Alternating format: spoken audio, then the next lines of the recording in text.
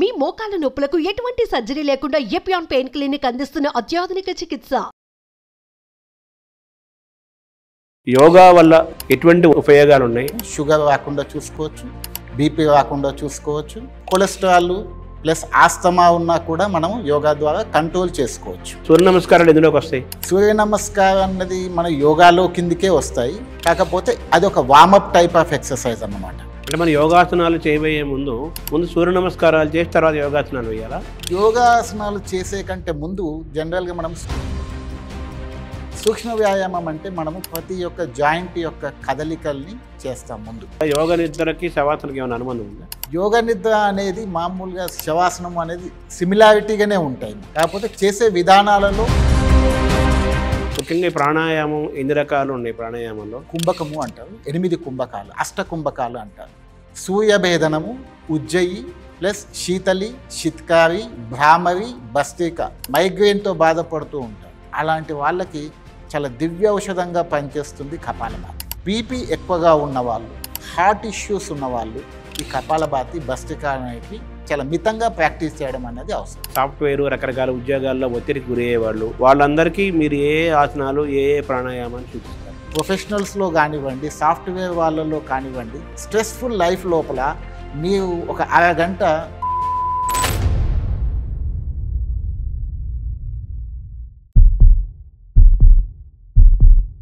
నమస్కారం. మనతో పాటు డాక్టర్ ఉదయ్ గారు ఉన్నారు.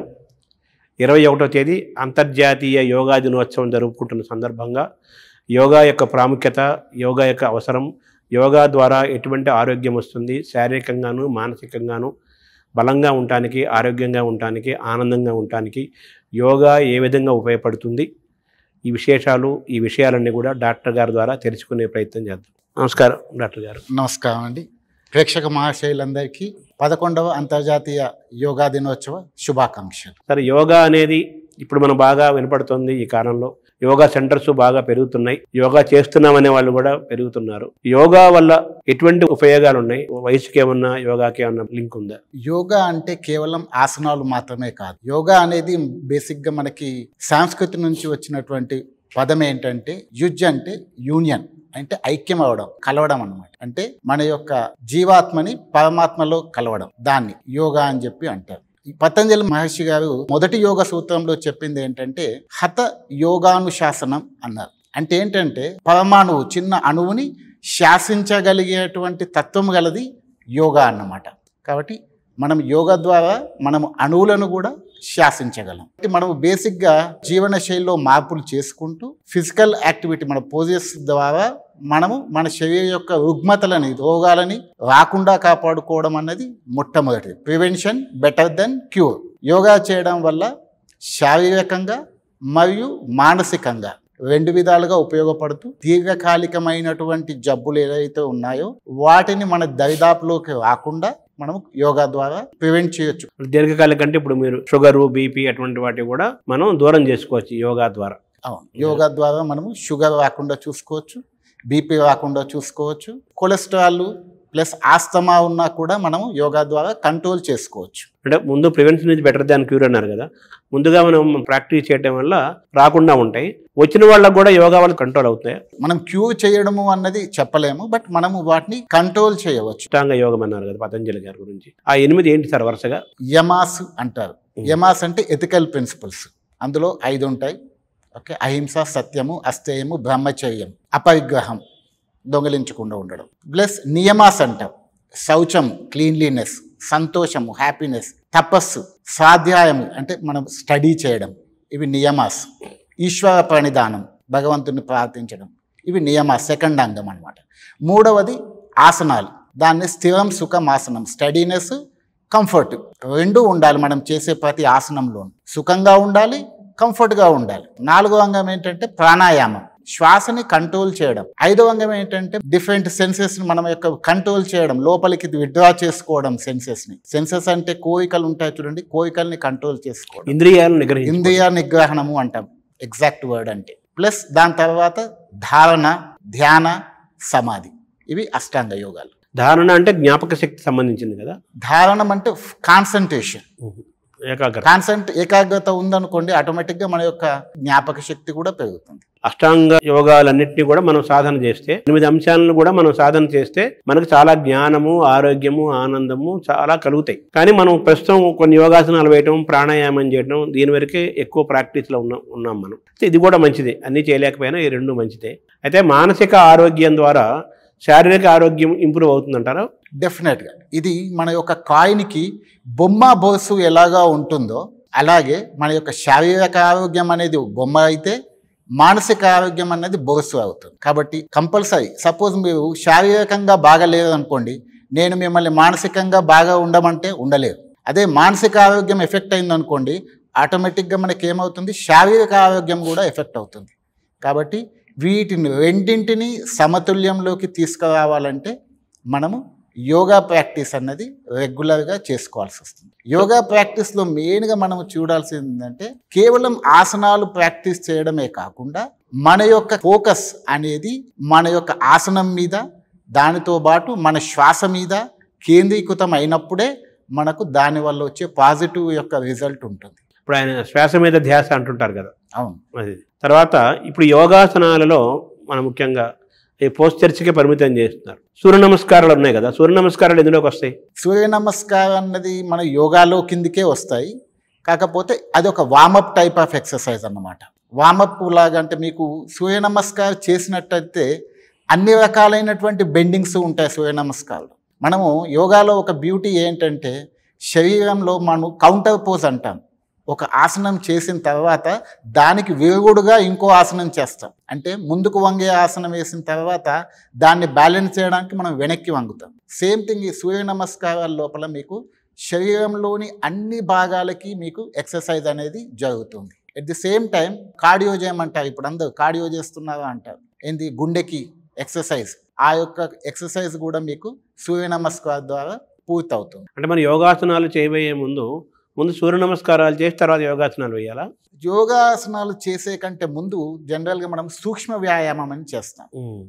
సూక్ష్మ వ్యాయామం అంటే మనము ప్రతి ఒక్క జాయింట్ యొక్క కదలికల్ని చేస్తాం. ముందు మెడ, భుజాలు, ప్రతి జాయింట్, మోకాళ్ళు, యాంకిల్స్, ఇలా ప్రతి జాయింట్ని ఫస్ట్ కదిలి దాన్ని సూక్ష్మ వ్యాయామం అంటాం. సూక్ష్మ వ్యాయామం తర్వాత మనము సూర్య నమస్కారాలు చేస్తాం. ఆ తర్వాత మనము కల్చరల్ పోజెస్ అంటాం. బేసిక్గా ఆ బేసిక్ ఆసనాస్ లోపల నిలబడేటివి, కూర్చునేటివి, మళ్ళీ వెళ్ళకిలా పడుకొని చేసేటివి, బోల్డా పడుకొని చేసేటివి, ఇలా డిఫరెంట్ ఆసనాస్ ఉంటాయి. అవన్నీ చేస్తాం. సో మామూలుగా ఈ సూర్య నమస్కారాలు వామప్ అన్నారు కదా మీరు, దానికంటే ముందు సూక్ష్మంగా కొన్ని బాడీలోని పార్ట్లను రిలీవ్ చేయడం కోసం ఫస్ట్ అది చేస్తాం వామప్. దాని తర్వాత సూర్య నమస్కారాలు, దాని తర్వాత కొన్ని యోగాసనాలు. అయితే ఈ సూర్య నమస్కారాలకి మంత్రాలతో ఉంటాయి కదా, ఒక 12 పోస్టర్స్ ఉంటాయి. ఓం మిత్రాయ నమః, ఓం రవయ్య ఇలా ఉంటాయి కదా. అవి కొంతమంది మంత్రంతో చేస్తారు, తక్కువ మంది. కొంతమంది మామూలుగా టప వేసేస్తుంటారు సూర్య నమస్కారాన్ని. ఈ రెండింటిని ఎలా చూడాలి, ఏది ఎక్కువ ప్రయోజనం ఇస్తుంది? మంత్రం ఉచ్చారణ చేసినప్పుడు ఏమవుతుందంటే మన యొక్క చేసే ఆసనము దాని మీద మన యొక్క ఫోకస్ అనేది ఉంటుంది. ఈవెన్ మన శరీరం లోపల కదలికలు, ఆ యొక్క వైబ్రేషన్స్ ఏదైతే ఉందో దాని యొక్క పాజిటివ్నెస్ మనకి కలుగుతుంది మంత్రోచ్చారణ ద్వారా. కాకపోతే మంత్రోచ్చారణ అనేసరికి కొంతమందికి కొన్ని ఇన్హిబిషన్స్ ఉంటాయి. కాబట్టి అలాంటి సందర్భంలో మనం వాళ్ళని ఫోర్స్ చేయకుండా మంత్రోచ్చారణ చేయగలిగి దాని యొక్క పాజిటివ్నెస్ డిఫరెంట్గా ఉంటాయి. ఇవి ఎలా ఉంటాయంటే 12 మంత్రాలు, అలాగే మనం సూర్య నమస్కారం లోపల 12 పోజెస్ ఉంటాయి. ఒక్కొక్క పోజ్కి ఒక్కొక్క మంత్రాన్ని ఉచ్చరించి మనము ఆచరిస్తాం. అంటే ఈ మంత్రం అనగానే ఏదో మతపరమైన అంశంగా కొంతమంది భావిస్తారు. అలాగే కొంతమంది ఏమో దైవాన్ని ఇష్టపడిన వాళ్ళు కూడా, దేవత ఆ వ్యవస్థను ఇష్టపడిన వాళ్ళు కొంతమంది ఉంటారు. దాన్ని కేవలం శరీరం యొక్క ఆరోగ్యాన్ని ఇంప్రూవ్ చేసుకోవడం కోసం ఏరోబిక్స్ లాగా అని కూడా భావించే వాళ్ళు కొంతమంది ఉంటారు. వాళ్ళు ఆ మంత్రాలు లేకుండా మామూలుగా చేస్తారు. భారతీయతని, సనాతన ధర్మాన్ని, హిందూ మతాన్ని విశ్వసించే వాళ్ళు, దైవభక్తి ఉన్న వాళ్ళు కూడా మంత్రాలు చదవకుండా డైరెక్ట్గా ఆ పోస్టర్స్ వేసేస్తున్నారు. సో మీరు చెప్పినట్టుగా మంత్రాల ద్వారా చేస్తే ఇంకా ప్రయోజనం జరుగుతుంది అంటారు, అంతే కదా? అంతే. దానివల్ల ఏమవుతుందంటే ఆ మంత్రోచ్చారణ యొక్క ప్రభావం మన శరీరం మీద మానసికంగా ఎంతో ఉపయోగపడుతుంది. ఆ మంత్రం చదవటం వల్ల ప్రాణాయామం ఏమైనా జరుగుతుందా లోపల, ఏమైనా లంగ్స్ పైన ప్రభావం చూపిస్తుందా? మీరు మంత్రోచ్చారణ జరిగినప్పుడు ఆటోమేటిక్గా మన ఏమవుతుందంటే మన యొక్క బ్రీతింగ్ కెపాసిటీ అనేది పెరుగుతూ ఉంటుంది. ప్లస్ మన శరీరంలో ఉన్నటువంటి అణువుల లోపల వైబ్రేషన్స్ అనేటివి వస్తుంటాయి. ఆ కదలికల వల్ల మనకి పాజిటివ్నెస్ అనేది వస్తుంది. ప్లస్ మనం చేసేటువంటి పోస్చర్ మీద మనకి పూర్తి అయినటువంటి విశ్వాసము ప్లస్ నమ్మకము ప్లస్ దాంతో వచ్చే బెనిఫిట్ అనేది కలుగుతుంది. ఏకాగ్రత కూడా పెరుగుతుందా? యోగా వల్ల మనకి ఏకాగ్రత అన్నది పెరుగుతుంది. మనం ఏకాగ్రత రావడం అంటే యోగా చేయడం వల్లనే వస్తుంది. ఇప్పుడు మీరు ఈ మంత్రాలలో 12 మంత్రాలు ఉన్నారు, 12 పోస్చర్లు ఉన్నారు. ఫస్ట్ ఓం మిత్రాయ నమః అని మొదలవుతుంది. ఆ ఓంకారం అనేది మన నాభి దగ్గర నుంచి మొదలవుతుంది కదా, ఓంకార శబ్దం. అది లోపల ఎటువంటి చర్య జరుగుతుంది లోపల ఆ ఓంకారంలో నుంచి?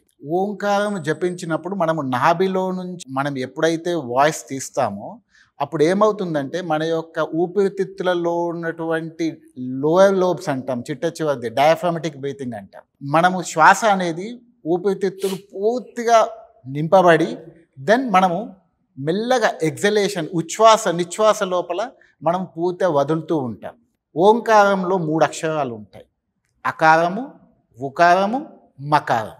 కాబట్టి ఓంకారం ఉచ్చరించినప్పుడు ఆ వైబ్రేషన్స్ పొట్ట నాభి నుంచి మొదలుకొని మన శరీరం యొక్క సహస్రార చక్రం వరకు ఉత్తేజితం అవుతుంది. సో మీరు చెప్పినట్టుగా సూర్య నమస్కారాలు ఇలా మంత్రాలతో చెప్పించడం వల్ల ఎక్కువ లాభాలు ఉన్నాయి. లోపల ఆక్సిజన్ లెవెల్స్ కానీ మీరు చెప్పినట్టుగా స్టమక్, గుండె ఇవన్నీ కూడా ప్రభావం చూపిస్తుంది అని అంటారు. తర్వాత యోగాసనాల్లో చాలా ఆసనాలు ఉన్నాయి కదా సార్, నెంబర్ ఆఫ్ ఆసనాలు, ఎన్నో ఆసనాలు ఉన్నాయి కదా. మనం మామూలుగా ఎన్ని ఆసనాలు వేస్తే సరిపోతుంది? ఆ ఆసనాలు ఏ ఆసనాలు వేయచ్చు? యోగాసనాల్లో ఎన్నో ఉన్నాయి, 100 పైన ఉన్నాయి. కాకపోతే మనకు బేసిక్గా కల్చరల్ ఆసనస్ అని అంటాము. ఒక 25 ఆసనాలు ఉంటాయి. 25 ఆసనాలు చేసినట్టయితే మన శరీరాన్ని అదుపులో పెట్టుకోవచ్చు, మన శరీరానికి రోగాలు రాకుండా దయచేయకుండా మనం అరికట్టవచ్చు. ఆ ఆసనాలను కొన్ని చెప్పగలుగుతారా? మనము నిలబడి చేసేటువంటి ఆసనాల లోపల తీసుకుంటే వృక్షాసనం అని ఒకటి ఉంటుంది, ట్రీ పోజ్. వృక్షాసనం వల్ల ఏమవుతుందంటే మన యొక్క ఏకాగ్రత అనేది పెరుగుతుంది. అట్లాగే త్రికోణాసనము అంటాం, అంటే ట్రయాంగిల్ పోజ్. అది కాకుండా పాదహస్తాసనము, అర్ధచక్రాసనము, ఇవి స్టాండింగ్ ప్లస్ గరుడాసనం. ఇవి మన యొక్క స్టాండింగ్ పోజెస్ లోపల వస్తాయి, నిలబడి చేసేవి. తర్వాత కూర్చొని చేసేటువంటి పోజెస్ లోపల చూసుకున్నట్టయితే అర్ధమత్స్యంద్రాసనము, ఉష్ట్రాసనము, వజ్రాసనము, పద్మాసనము, శశాంకాసనము, సుప్త వజ్రాసనము, ఇలాంటివి కొన్ని ఉన్నాయి. పశ్చిమోత్తనాసనము. అలాగే వెల్లకిల పడుకొని చేసేటువంటి ఆసనాల్లో పవనముక్తాసన సిరీస్ అని అంటాం. అంటే మన యొక్క పొట్టకి సంబంధించినటువంటి జబ్బులు కానివ్వండి, లేదా స్త్రీలలో ఉన్నటువంటి హార్మోన్స్కి సంబంధించిన జబ్బులు ఉన్నటువంటి వాళ్ళకి ఈ పవనముక్తాసన సిరీస్లో చేసేటువంటి ఆసనాలు చాలా బాగా ఉపయోగపడతాయి. అవి కాకుండా సర్వాంగాసనము అంటాం, ఎస్పెషల్లీ థైరాయిడ్ ప్రాబ్లంకి ఉపయోగపడేటువంటి ఆసనము, థైరాయిడ్కి సర్వాంగాసనం అంటాము. అలాగే హలాసనము అంటాం. ఇవన్నీ ఏంటంటే వెల్లకిల పడుకొని చేసేటువంటి ఆసనాలు. అది వెల్లకిల పడుకొని చేసే ఆసనంలో ఇంకొకటి ముఖ్యమైన ఆసనం ఏంటంటే సేతుబంధాసనము అంటాం. దాన్నే బ్రిడ్జ్ పోజ్ అంటాము. మన యొక్క నడుము నొప్పికి చాలా బాగా పనిచేస్తుంది. అవి కాకుండా మామూలు కటిచాలనము అని ఉంటాయి, ప్లస్ బోళ్ళ పడుకొని భుజంగాసనము, అర్ధశలభాసనము, శలభాసనము, ధనురాసనము, ఇలాగా మనం వీటి అన్నింటితో పాటు శవాసనం అనేది కూడా చాలా ముఖ్యమైనటువంటి ఆసనం. సరే, శవాసనం అంటే నిద్రపోవడం కాదు కదా? నిద్రపోవడం కాదు, అదే అది మధ్యలో నిద్రకి మరియు మేలుకోవకి మధ్యలో ఉన్నటువంటి స్థితిని శవాసనం అంటారు. దానివల్ల ఉపయోగం ఏంటండి? శవాసనం ఎలా చేయాలి? శవాసనం అనేది చూడడానికి చాలా సింపుల్గా ఉంటుంది, కానీ చాలా కష్టతరమైనటువంటి ఆసనం శవాసనం. మనము శరీరాన్ని ఏ విధంగా అయితే మనము యాక్టివ్ చేస్తామో సేమ్ అదే విధంగా మన శరీరాన్ని కూల్ చేయడం అనేది, మన ఇంజన్లో కూలెంట్ వాడతాం చూడండి, అలాగే శరీరాన్ని కూల్ చేయడం కూడా ఇంపార్టెంట్. అది శవాసనం అనేది చాలా ఉపయోగపడుతుంది. ఆ శవాసనం లోపల మన యొక్క శ్వాస యొక్క స్థితిని చాలా 0 లెవెల్కి తీసుకొని వస్తాం. అంటే మనం శవాసనం చేస్తున్నప్పుడు మనకు శ్వాస కదులుతుందా లేదా అనే స్థితిలోకి తీసుకొని వస్తుంటాం. ఎలాంటి కదలికలు లేకుండా, ఎలాంటి ఆచ్ఛాదన లేకుండా విధానాన్ని శవాసనము అని అంటారు. యోగ నిద్ర అంటారు కదా, యోగ నిద్రకి శవాసనకి ఏమైనా అనుబంధం ఉందా?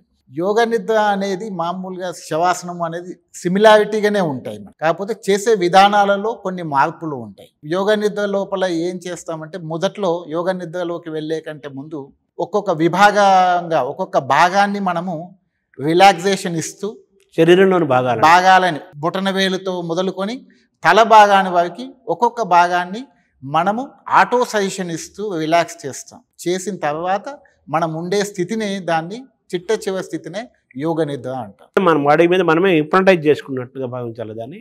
కరెక్ట్, హిప్నటైజ్ లాగానే. తర్వాత ప్రాణాయామం గురించి మీరు చెప్పారు. మన మన ఈ అష్టాంగాలలో 8 వాటిల్లో ముఖ్యంగా ఈ ప్రాణాయామం ఎన్ని రకాలు ఉన్నాయి? ప్రాణాయామంలో ఏవేవి ఎవరైనా చేయవచ్చు? ఎంతసేపు చేయాలి? ప్రాణాయామం అనేది మన యొక్క బ్రీతింగ్ కంట్రోల్ అన్నమాట. కుంభకము అంటారు, 8 కుంభకాలు, అష్టకుంభకాలు అంటారు. సూర్యభేదనము, ఉజ్జయి ప్లస్ శీతలి, శిత్కారి, భ్రామరి, భస్త్రిక, మూచ, ప్లావని, ఇలాంటివి 8 అష్టకుంభకాలని ప్రాణాయామం అని అంటారు. ఈ ప్రాణాయామం లోపల మెయిన్గా మనం చేసేది ఏంటంటే, మొదట్లో ఏదైనా ప్రాణాయామం ముందు చేసే ముందు అనులోమ విలోమ ప్రాణాయామం అని చేస్తాం. దాన్నే నాడీ శోధన ప్రాణాయామం అని కూడా అంటాం. ఎందుకంటే మనం శ్వాస పీల్చుకున్నప్పుడు మనం గమనించినట్టయితే ఒక 2.5 గడియలు మనకు ప్రాణాయామంలో మన శరీరంలో 3 నాడీలు ఉంటాయి. చంద్రనాడి, సూర్యనాడి, సుషుమ్న నాడి. దాన్నే ఇడ, పింగళ, సుషుమ్న అని కూడా అంటారు. ఇడ అంటే చంద్రనాడి, పింగళ అంటే సూర్యనాడి, సుషుమ్న అంటే మధ్యలో ఉండేటువంటి నాడిని సుషుమ్న నాడి అంటారు. ఈ 3 నాడులు ఇంపార్టెంట్. మనము చంద్రనాడి అంటే లెఫ్ట్ సైడ్ యొక్క గాలి పీల్చామనుకోండి ముక్కులో ద్వారా, అది చంద్రనాడి, మన శరీరానికి చల్లటి ధనాన్ని ఇస్తుంది. కుడి ముక్కు ద్వారా గాలి పీల్చి వదులుతున్నాం అనుకోండి, అప్పుడు మన శరీరం లోపల వేడిని ఉత్పన్నం చేస్తుంది. కామన్గా గమనిస్తే మన శరీరంలో ఒక 2.5 గడియలు ఒక నాడి పనిచేస్తుంది, ఆ తర్వాత నెక్స్ట్ ఒక 2.5 గడియలు ఇంకొక నాడి పనిచేస్తుంది. ప్రాణాయామం చేయడం వల్ల మనం ఏం చేస్తామంటే ఈ రెండింటిని సమానం చేయడం. దీన్ని ఏమంటారంటే ప్రాణాపాన సమాయుక్తం అమృతత్వస్థ సిద్ధయేత్ అన్నారు. ప్రాణము అపానము రెండింటిని సమానంగా చేస్తే అమృతత్వాన్ని పొందవచ్చును అని చెప్పి మన శాస్త్రంలో చెప్తున్నారు. కాబట్టి ప్రాణాయామం చేయడం వల్ల ఇడా పింగళాన్ని రెండింటిని ఏకం చేసి సుషుమ్న నాడి ద్వారా మనము ప్రాణాయామాన్ని చేయడం అన్నమాట. అదేంటంటే బ్యాలెన్స్ చేస్తుంది మన ప్రాణాయామాన్ని. ప్లస్ అది థైరాయిడ్ లాంటి ప్రాబ్లంకి కూడా చాలా ఉపయోగపడుతుంది. శీతలీకరణ ప్రాణాయామం ఉన్నాయి, శీతలి, శిత్కారి అంటారు.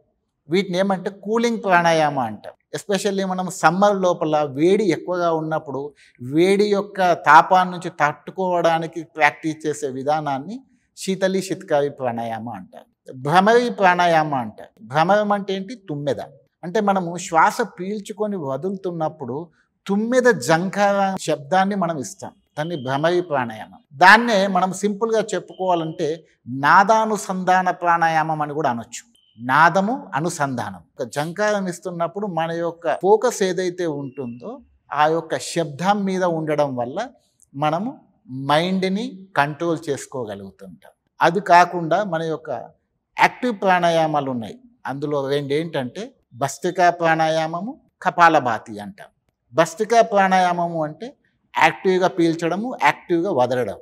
కపాలభాతి అంటే మన శరీరంలో కపాలం ఏదైతే ఉందో మన యొక్క తల భాగాన్ని క్లీనింగ్ చేయడం, శుద్ధి చేయడం, దాన్నే కపాలభాతి ప్రాణాయామం అంటారు. ఈ కపాలభాతి ప్రాణాయామం అనేది మన యొక్క చాలామంది రెస్పిరేటరీ ప్రాబ్లమ్స్, సైనస్తోని బాధపడుతూ ఉంటారు, ఎలర్జిక్ రైనైటిస్తోని బాధపడుతూ ఉంటారు, ప్లస్ మైగ్రేన్తో బాధపడుతూ ఉంటారు. అలాంటి వాళ్ళకి చాలా దివ్య ఔషధంగా పనిచేస్తుంది కపాలభాతి. మామూలుగా ఈ కపాలభాతి అంటే ఇప్పుడు ఈ పొట్ట నుంచి చాలా గట్టిగా వదులుతుంటారు, దాన్ని ఏమంటారు? దాన్ని భస్త్రికా ప్రాణాయామమేమో మనం పొట్ట నుంచి 2 యాక్టివ్గా చేస్తాము. యాక్చువల్లీ కపాలభాతి చేసినప్పుడు కూడా మీకు పొట్ట కదులుతుంది, కానీ మన ధ్యాస కేవలం మన తల భాగం నుంచే శ్వాస వదలాలి. అంటే యాక్టివ్ ఎగ్జలేషన్ అంటాం. ఫోర్స్ఫుల్గా వదలడమే కపాలభాతి. దాంతో ఏమవుతుంది? కపాలం క్లీన్ అవుతుంది. ఈ యొక్క సైనస్లో ఉన్నటువంటి మలినాలు ఏదైతే ఉన్నాయో, శ్లేష్మం ఏదైతే ఉందో అది బయటకు రాబడుతుంది.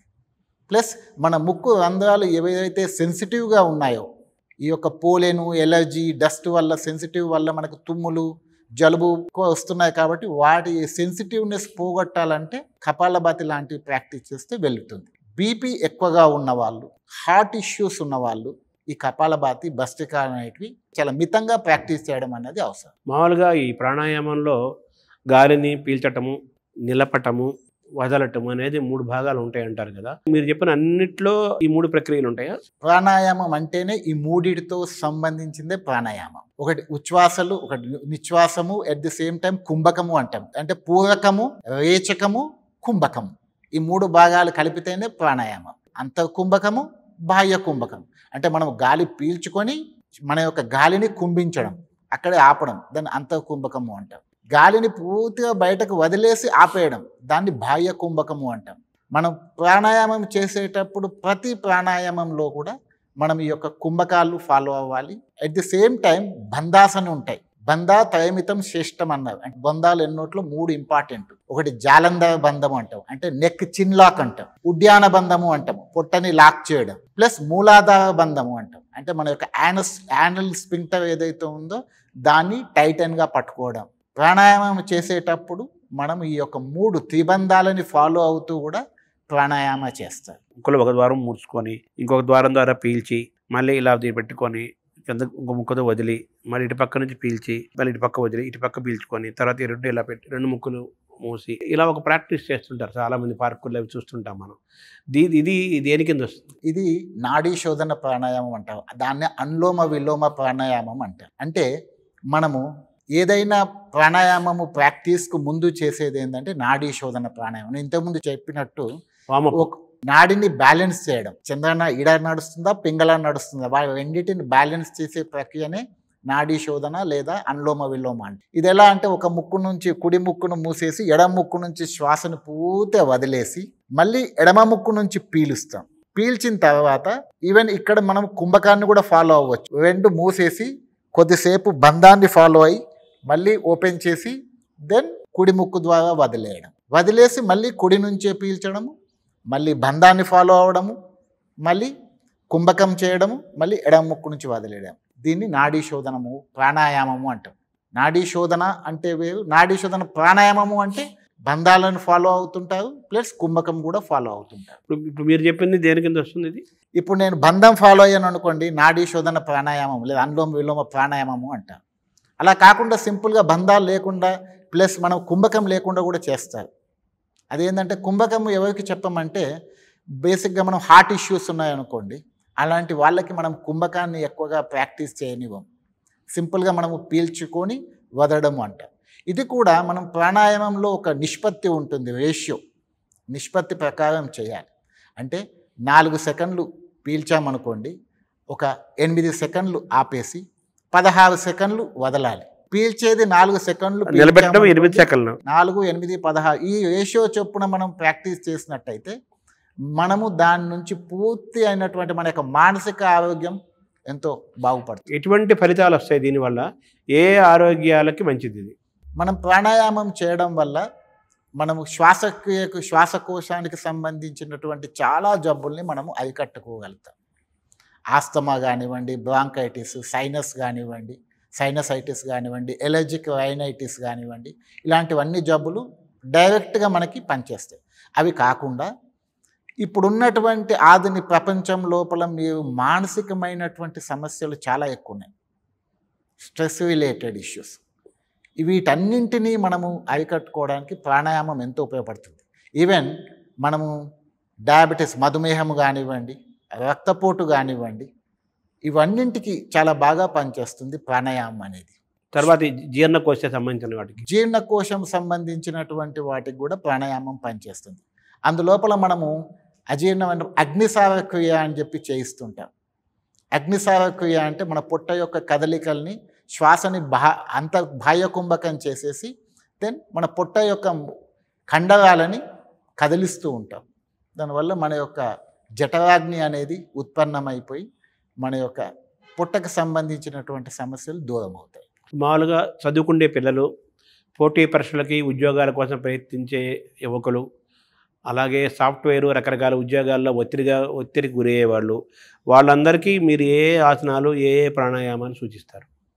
పోటీ పరీక్షలకు వెళ్ళే వాళ్ళు కానివ్వండి, పిల్లలైనా సరే జ్ఞాపక శక్తి పెంచుకోవాలనుకుంటే మామూలు బేసిక్ ఆసనాస్ ఉంటాయి. నేను చెప్పిన కల్చరల్ ఆసనాస్ ఏవైతే ఉన్నాయో వాటితో పాటు ప్రాణాయామము ప్లస్ యోగ నిద్ర, ఈ 3 ప్రాక్టీస్ చేసినట్టయితే మనకు జ్ఞాపక శక్తి పెరుగుతుంది. అలాగే కాకుండా మనము యోగాలో షట్క్రియాస్ అని ఉంటాయి, క్లిన్సింగ్ ప్రాసెస్. అంటే మనము పంచకర్మ క్రియాలని చెప్పి ఆయుర్వేదంలో ఉన్నట్టు మన యోగాలో కూడా ఒక 6 రకాలైనటువంటి క్రియలు ఉంటాయి, క్లిన్సింగ్ అన్నమాట. అందులో త్రాటకము అని ఉంటుంది. త్రాటకము అంటే ఒక క్యాండిల్ పెట్టేసి మనం క్యాండిల్ని యొక్క ఫ్లేమ్ని ఏకాగ్రతతో చూడడం, అది కూడా మన యొక్క పిల్లల్లో జ్ఞాపక శక్తికి ఎంతో ఉపయోగపడుతుంది. నేను ఇంతకుముందు చెప్పినట్టు నిలబడే ఆసనాల లోపల వృక్షాసనం ఉంది, అది జ్ఞాపక శక్తిని పెంచుతుంది, మన మైండ్ని ఒక ఫోకస్కి తీసుకొని వస్తుంది. బ్యూటీ ఆఫ్ ది ఆసనాలు ఏంటంటే యోగాకి మనం ఇతర ఆసనాలకి కంపేర్ చేసుకుంటే ప్రతి యోగాసనం చేసినప్పుడు మన యొక్క శ్వాస దానితో పాటు అనుసంధానము చేయబడాలి. మన శరీర కదలికలతో పాటు మన శరీర ఉచ్ఛ్వాస నిశ్వాసాలను అనుసంధానము చేసినప్పుడే దాని ఫలితము 100% ఉంటుంది. సో వృత్తిపరమైన ఒత్తిళ్ళు కూడా, స్ట్రెస్ కూడా తగ్గిపోతుంది. వృత్తిపరమైన ఒత్తిళ్ళు తగ్గుతాయి. ప్లస్ బాడీని మనము హీటింగ్ చేసాం కాబట్టి దాన్ని కూలెంట్గా పనిచేస్తుంది యోగా అనేది. నెక్స్ట్ డే మనం ఇంజన్ బాగా నడవాలి అంటే దాన్ని కూల్ చేయాలి. కూల్ చేస్తేనే మైండ్ సరిగ్గా పనిచేస్తుంది, బాడీ సరిగ్గా పనిచేస్తుంది. కాబట్టి యోగా అనేది కూలెంట్ లాగా పనిచేస్తుంది. తర్వాత మనకి కుండలిని యోగా, హఠయోగం అని కూడా అంటారు కదా, అది మీ ఇందులోకి రాదా మీ దాంట్లోకి? హఠయోగము అనేది యోగా పోస్చర్స్ని తీసుకునేది హఠయోగం. యోగా పోస్చర్స్తో ఉంటుంది చూడండి. మామూలు పోస్చర్లు చేసేటువంటి మన యొక్క కల్చరల్ పోజెస్ ఏదైతే ఉన్నాయో, ప్రాణాయామము ఏదైతే, ఇవన్నీ హఠయోగం కిందికే వస్తాయి. కుండలిని యోగా అనేది అక్కల్ట్ యోగా కిందికి వస్తుంది బేసిక్గా ఒక రకంగా చెప్పాలంటే. అంటే సర్పెంట్ పవర్ ఉంటుంది, దాన్ని మన యొక్క షట్చక్రాల ద్వారా మన యొక్క సర్పెంట్ పవర్ని రేజ్ చేయడం అనేది అది అడ్వాన్స్డ్ ప్రాక్టీస్ లోపల వస్తుంది. అఫ్కోర్స్ మనలాంటి సొసైటీలో ఉండే వాళ్ళకి మనం అడ్వాన్స్ అంత కుండలిని యోగా అంత వరకు వెళ్ళాల్సిన అవసరం లేదనుకుంటారు. అదే సుదర్శన క్రియను అంటుంటారు కదా, దాన్ని ఎలా చూడాలి? సుదర్శన క్రియ అనేది ఏంటంటే అఫ్కోర్స్ పండిట్ రవిశంకర్ గారు ప్రవేశపెట్టినటువంటిది, చాలా బ్యూటిఫుల్. అదో రకమైనటువంటి ప్రాణాయామంకు రిలేటెడ్ ఉచ్ఛ్వాస నిశ్వాసాలకు సంబంధించినటువంటి క్రియ. దానివల్ల ఏకాగ్రత, ఎస్పెషల్లీ స్టూడెంట్స్లో కానివ్వండి, ఈవెన్ ప్రొఫెషనల్స్లో కానివ్వండి, సాఫ్ట్వేర్ వాళ్ళలో కానివ్వండి, స్ట్రెస్ఫుల్ లైఫ్ లోపల మీరు ఒక అరగంట సుదర్శన క్రియ ఫాలో అయినట్టయితే ఆటోమేటిక్గా మీకు అది ఒక మెడిటేటివ్ ఎఫెక్ట్ అనేది కలుగజేస్తుంది. మీ శరీరాన్ని బ్యాలెన్స్, స్ట్రెస్ రిలీజ్, స్ట్రెస్ బస్టర్గా పనిచేస్తుంది. స్ట్రెస్ని 100% తగ్గించుకోవచ్చు. అంటే ఇది ఒక ధ్యానంలో భాగం అనాలా, దీన్ని ఎలా చూడాలి? ధ్యానంలో ధ్యానంలో లాగానే ఉంటుంది. బట్ మనం యొక్క మనసుని ఒక రకమైనటువంటి దాని మీదకి మనము డైవర్ట్ చేస్తాం. ఈ ప్రాక్టీస్, సుదర్శనక్రియ ప్రాక్టీస్ చేస్తున్నంతసేపు మన మనసు యొక్క ఏకాగ్రత ఇంకెక్కడికి వెళ్ళదు, కేవలం మన శ్వాస మీదనే ఉండి శ్వాసని రిథమిక్గా చేస్తుంది.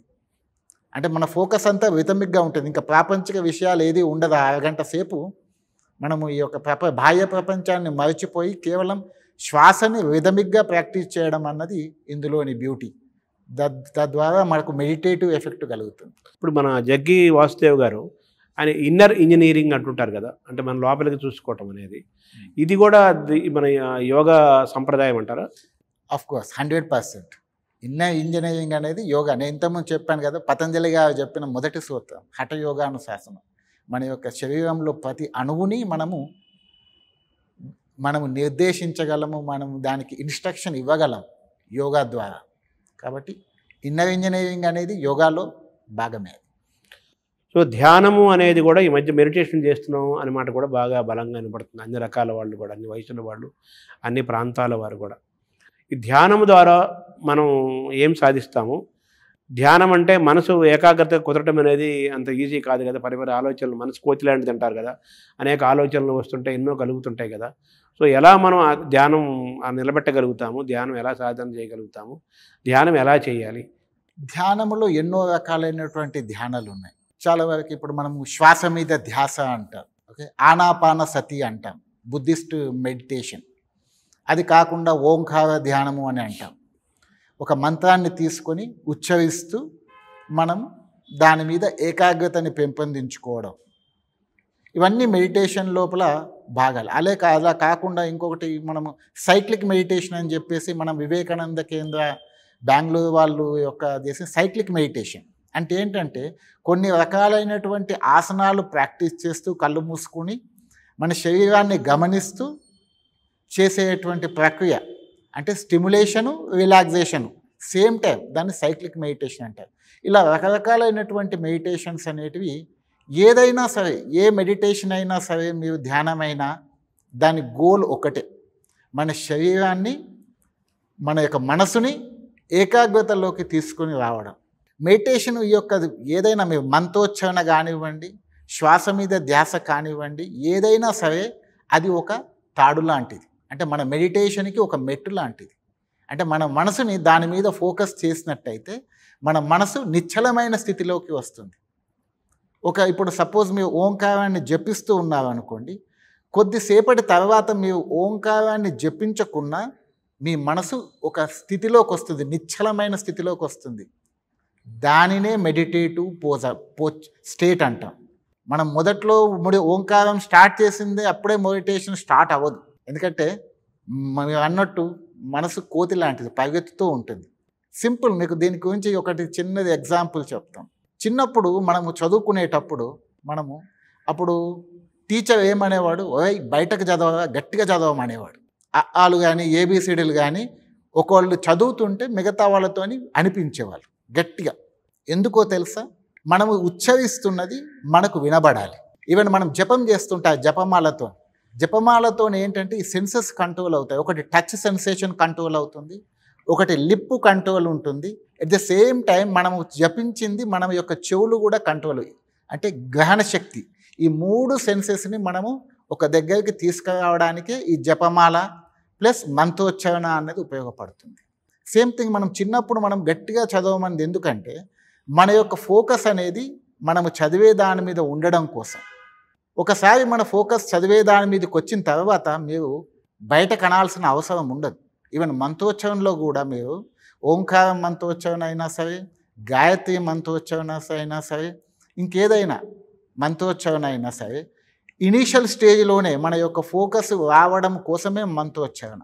ఆ తర్వాత మీకు మంత్రోచ్చారణ లేకుండా మీ మనసు ఒక నిశ్చలమైన స్థితిలోకి వస్తుంది. అది మెడిటేటివ్ స్థితి అంటాం. దానివల్ల ఏమవుతుందంటే మన శరీరం అనేది చాలా వరకు రిజ్యువినేట్ అవుతుంది, సెల్ఫ్ హీలింగ్ అవుతుంది. మానసికమైనటువంటి శారీరకమైనటువంటి ఇబ్బందుల నుంచి మనం బయటపడతాం. ఇప్పుడు ఈ పాజిటివ్ థింకింగ్ అనే మాట కూడా బాగా మనం వింటున్నాం ఈ మధ్య. ముఖ్యంగా ఈ పర్సనాలిటీ డెవలప్మెంట్ కోర్సెస్లో, వ్యక్తిత్వ వికాస వాటి కోర్సుల్లో బాగా వినపడే మాట. ఈ పాజిటివ్ థింకింగ్ అనేది, పాజిటివిటీ అనేది ఈ యోగ, ధ్యాన, ప్రాణాయామ మార్గాల ద్వారా అది మనం సాధించవచ్చా?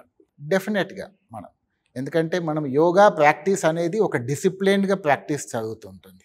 ప్రతి ఆసనం లోపల మనము జనరల్గా ఆసనం చెప్పేటప్పుడు సిస్టమేటిక్గా చెప్తాం. ఒక ఆసనంలోకి వెళ్ళే విధానము, దానితో పాటు మన యొక్క ప్రాణాయామం, మన యొక్క బ్రీతింగ్ని సింక్రనైజ్ చేయడము, మళ్ళీ ఆసనం నుంచి వెనక్కి రావడము, ఈ 3 ప్రక్రియలు జరుగుతూ ఉంటాయి సైమల్టేనియస్గా.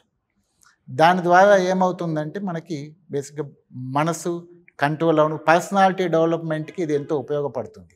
అట్ సేమ్ టైం నేను చెప్పినటువంటి మొదటి అష్టాంగ యోగంలో ఉన్నటువంటి మొదటి 2 యమనియమాస్ ఏదైతే ఉన్నాయో అవి మన పర్సనాలిటీ డెవలప్మెంట్కి ఎంతో ఉపయోగపడతాయి.